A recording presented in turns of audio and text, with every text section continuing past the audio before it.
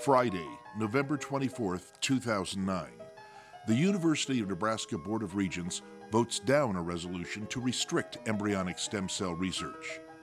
This important vote was supported by the Nebraska Coalition for Life-Saving Cures. For thousands of fellow Nebraskans who suffer from diabetes, Parkinson's, Lou Gehrig's disease, and other afflictions, the Nebraska Coalition for Life-Saving Cures is working to protect research in Nebraska because cures save lives. Efforts of the Nebraska Coalition for Life-Saving Cures began back when the organization was first known as Nebraskans for Research. As the coalition's mission evolved, the board decided to honor individuals with outstanding records of support for medical research. The first luncheon in 2002 honored Charles Durham.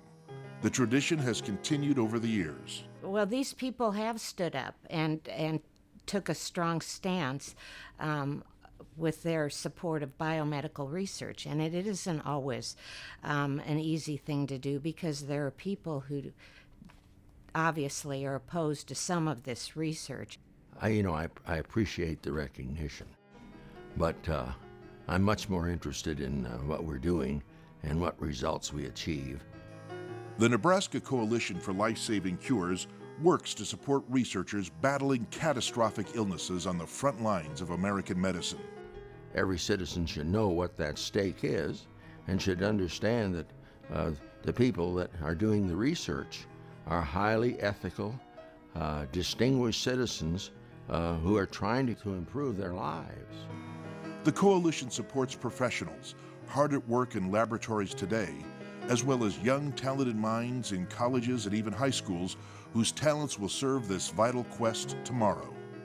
And we have particularly targeted 8th graders in the 8th grade science meets to help promote interest in the sciences. We do a very similar thing in the INBRE program, which is a statewide program in college-level students to promote their interest in the sciences. More than 32 schools and 550 students participated in this coalition endeavor. It's important that the electorate and students are scientifically literate so that they can assess the issues appropriately for themselves. Another coalition-supported effort was initiated in 2009 when UNMC organized a series of conversations between scientists and the public in a casual setting. The casual environments that we promote these science cafes in just invites discussion and invites questions and invites people to come up and ask something even off the record afterwards and have a discussion with the scientist, with the physician, whoever's doing the presentation. It's been very successful. Topics range from the science of brain aneurysms to the study of what biochemical elements contribute to human attractiveness. The sessions attracted a very diverse crowd. How do you make beer? What is the science in beer? And why does anybody care? And you find people care and know a lot about it. From science cafes to scientific experiments, the coalition is successfully supporting the present and future scientists of Nebraska. But in recent years, threats of limiting scientific research has galvanized the coalition to work diligently to protect research in Nebraska. I think that the fairest way to proceed is to make sure that there's a fair and open discussion, to keep doors and pathways open so that scientists can pursue work that can be helpful and successful in curing diseases. In 2008, a bill was passed by the Nebraska unicameral which allows research on human embryonic stem cell lines as long as those lines were developed somewhere other than Nebraska. We were presented with a compromise that was intended to lay to rest the controversy surrounding embryonic stem cell research as a matter of state public policy. But when President Obama loosened restrictions on federal funding, control of embryonic stem cell research was reopened in Nebraska.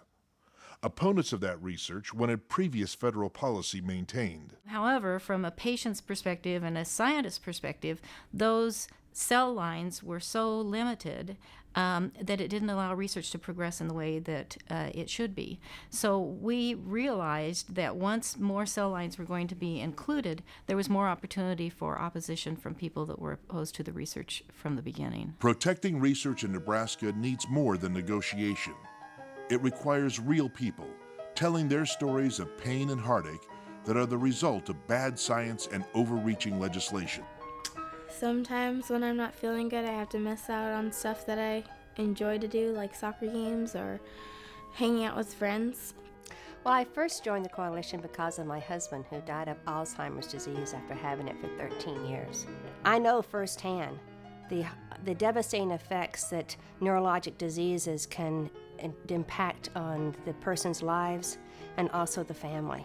The vote by the University of Nebraska Board of Regents was a victory for all Nebraskans. It was a victory, too, for the coalition in its ongoing battle to protect the rights of the scientific community to take us as far as the creative human spirit enables. For the future, I see the potential for cures. I am so excited. As a physician, I think people in the field of medicine believe that regenerative medicine as a new area has more potential to result in life-saving cures than any other area that we've seen in the last 2 decades at least. The ultimate objective, really, of the Coalition for Life-Saving Cures is in its own title, and that is to find cures that can save lives.